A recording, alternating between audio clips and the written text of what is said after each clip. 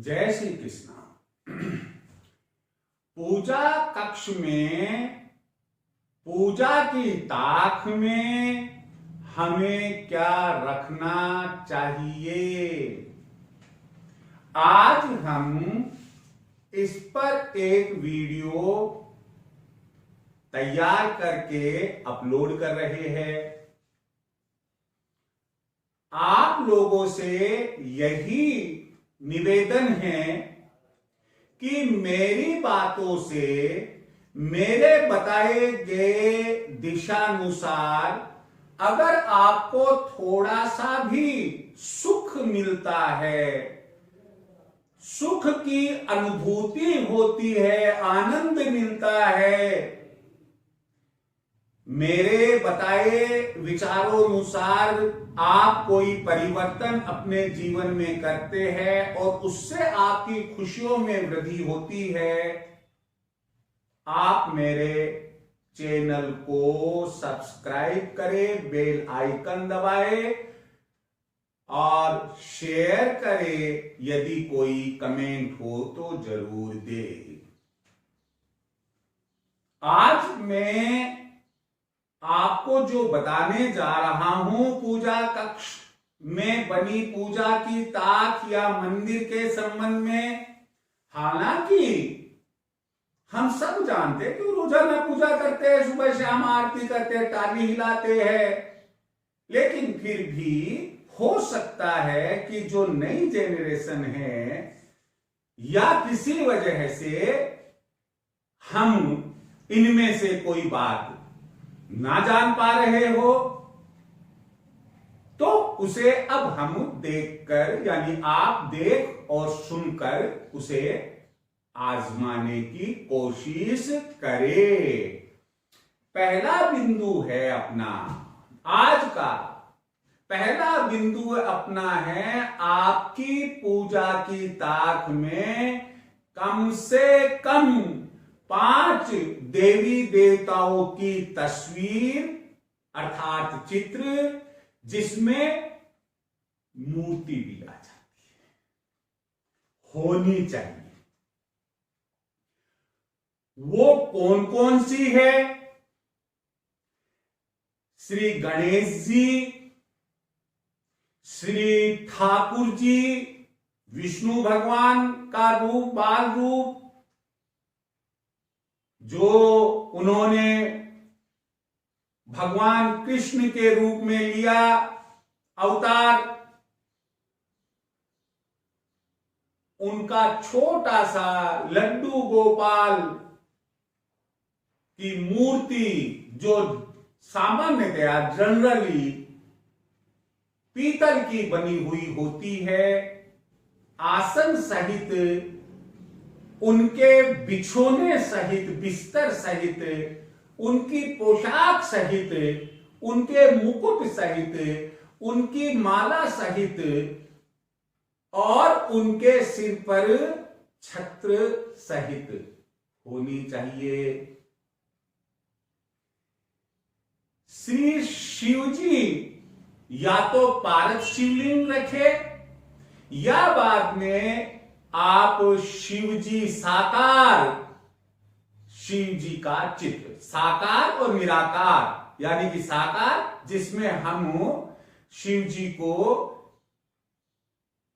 एक निश्चित आकार में देखते हैं, नाक, कान, आंखें, जटा, सर्प, उनके आभूषण, रुद्राक्ष, ये सब जो चीजें, मुंडिया, मुंडमाला, तो वो साकार रूप होता है जो तस्वीर में होता है, लेकिन जब हम लिंग रूप में देखते हैं तो वह निराकार होता है। आप शिव जी की तस्वीर, उसे आप परिवार सहित भी रखें तो ज्यादा अच्छा होगा। शिव, पार्वती, श्री गणेश जी और भगवान कार्तिकेय, ये सब हो, या केवल शिव जी की हो। देन चौथे नंबर पर जो आपको तस्वीर रखनी है वो है मां दुर्गा, यानी कि शक्ति की, और 5वें नंबर पर श्री हनुमान जी की। यहां दो बातें ध्यान रखनी है।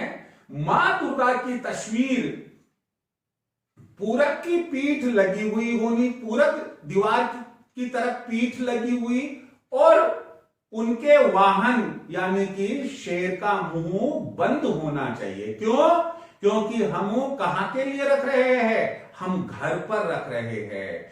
लेकिन यही अगर तस्वीर व्यवसाय में होती है, व्यावसायिक स्तर पर, तो वहां आप खुले मुंह वाली सवारी, जो शेर खुले मुंह वाला है, वह भी रख सकते हैं। तो हम यहां पर घर की बात कर रहे हैं, तो बंद मुंह वाले शेर पर मां दुर्गा बैठी हुई हो, ऐसी तस्वीर होनी चाहिए।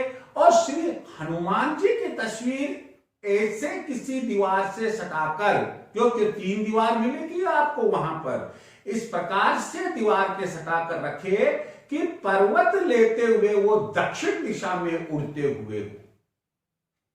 वापस बोल रहा हूं, श्री हनुमान जी की तस्वीर इस तरह से लगानी है आपको कि वो उड़ते हुए ऐसा लगे कि जैसे वो दक्षिण दिशा की तरफ जा रहे हैं। तो ये तो हुई 5 देवी देवताओं की तस्वीर। आप एक साथ इन 5 के अलावा आप रखिए, आप जिनको भी और मानते हैं आप रखिए। बस ध्यान ये रखिए, देवी देवताओं के साथ पितर जी की तस्वीर हम नहीं रखेंगे। दूसरी बात यह है कि आप कहते साहब इन 5 की क्यों रखनी चाहिए, तो इसमें ध्यान रखिएगा कि इन 5 तस्वीरों का रखने का कारण है कि हम 5 आरती सुबह और 5 आरती संध्या समय शाम को करते हैं और करनी चाहिए। फिर उसके बाद में अगला बिंदु है कि आपको पूजा की ताक में एक दक्षिणावृत शंख रखना चाहिए। ये दक्षिणावृत शंख क्या होता है भाई? शंख जो साधारण शंख होता है वह आपने सुना होगा मंदिरों में बोलने वाला। दक्षिणावृत शंख का मतलब होता है जिस शंख का मुंह दाहिने हाथ की तरफ खुला होता है वह शंख दक्षिणावृत शंख होता है। और दक्षिणावृत शंख केवल पूजा कक्ष में ही रखा जाता है, पूजा करने के लिए रखा जाता है। जब हम जल आरती करते हैं तब उसमें जल भरकर आरती की जाती है। ध्यान रहे कि दक्षिणावृत शंख को भी आप आसन प्रदान करेंगे। बाजार में बने बनाए स्टैंड भी आते हैं, अगर स्टैंड ना हो तो आप घर पर चांदी का पात्र कुछ लेकर उसे स्टैंड मानकर उसमें रखें, और अगर चांदी का पात्र ना हो तो आप स्टील के जो कोई प्लेट हो उसमें उन्हें आसन प्रदान करें।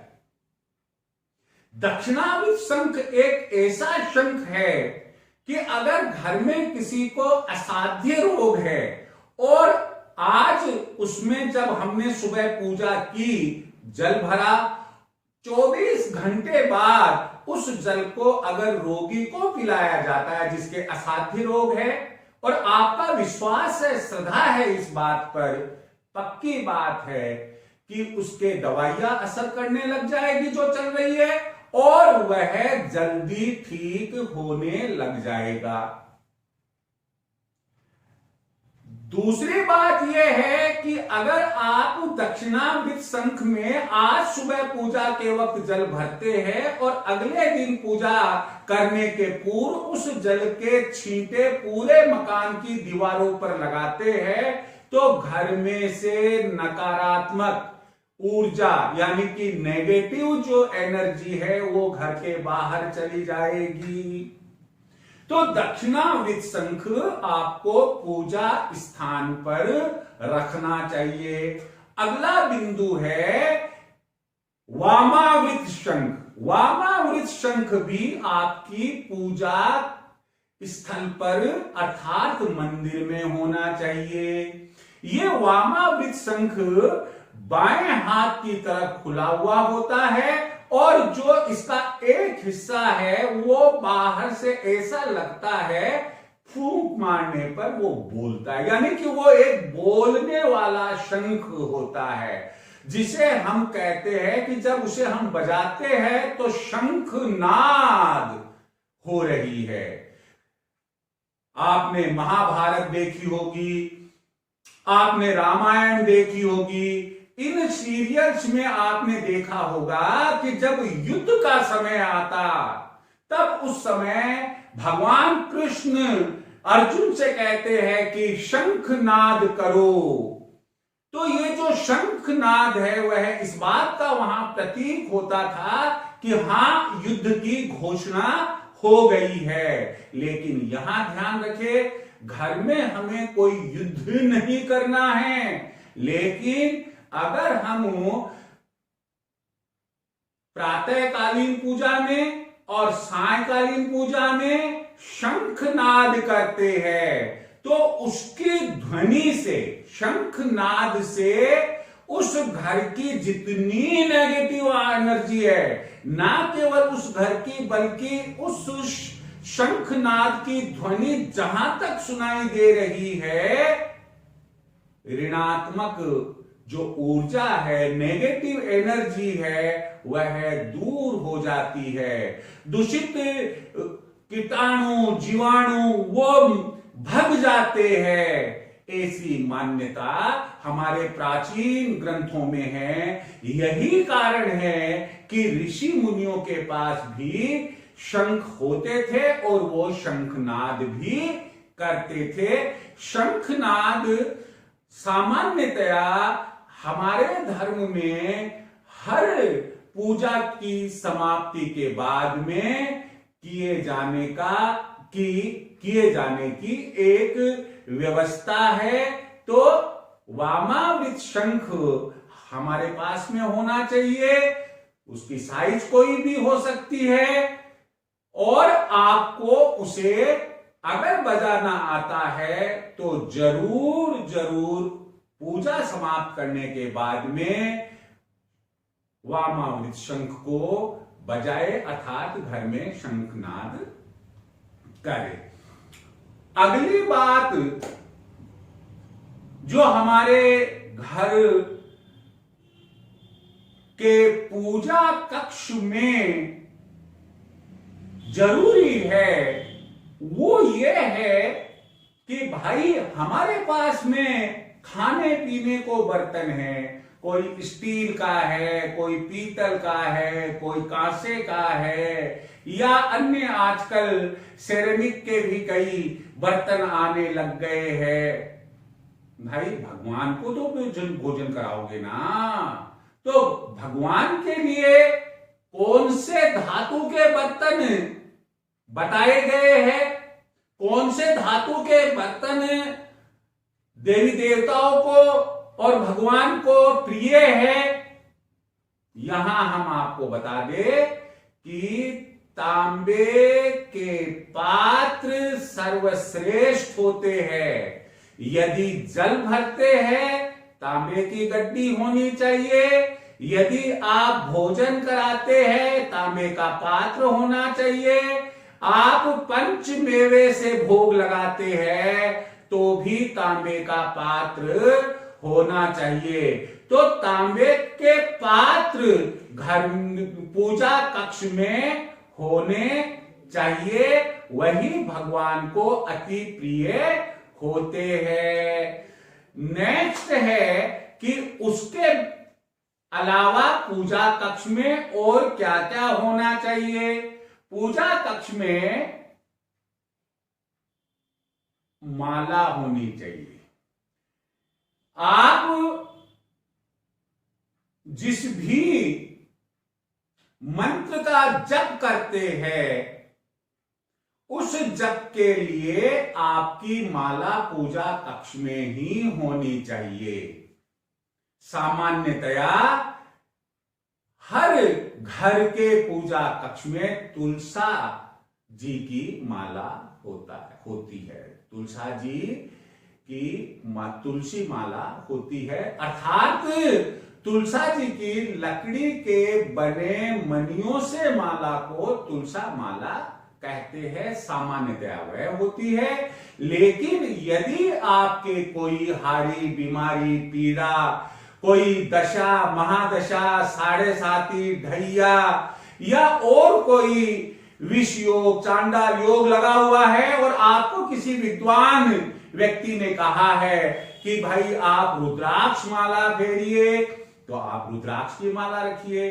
लक्ष्मी प्राप्ति के लिए आपको कमलगट्टे की माला रखनी है या स्फटिक की माला रखनी है, आप वो रखिए। कुल मिलाकर आपके पूजा कक्ष में माला होनी चाहिए। अगला बिंदु हमारा है कि माला के लिए एक गोमुखी भी आपकी पूजा कक्ष में हो। ये गोमुखी क्या होती है? एक थैली जैसी होती है जिसमें एक छेद भी बना हुआ होता है और एक मुंह होता है। उस मुंह में हम हाथ डालते हैं और उस छेद में ये तर्जनी अंगुली है, ये बाहर निकालते हैं और माला फेरते हैं। माला उस थैली में चली जाती है और वो गोमुखी में ही रहती है।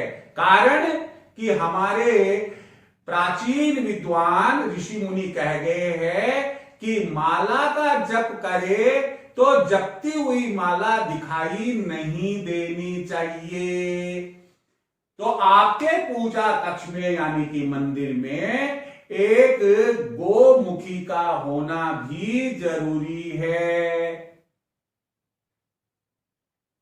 फिर इसके बाद में भाई देखो, एक बात बहुत अच्छी बता रहा हूं मैं। राजा परीक्षित को तक्षक नाग डसने वाला था कि भाई 7 दिन बाद के अंदर उसे डसेगा। तो उन्होंने क्या किया कि भागवत का पाठ श्रवण करना शुरू कर दिया। आज बाजार में हमें श्रीमद् भागवत पुराण उपलब्ध है। कई प्रकाशक इसे छापते हैं,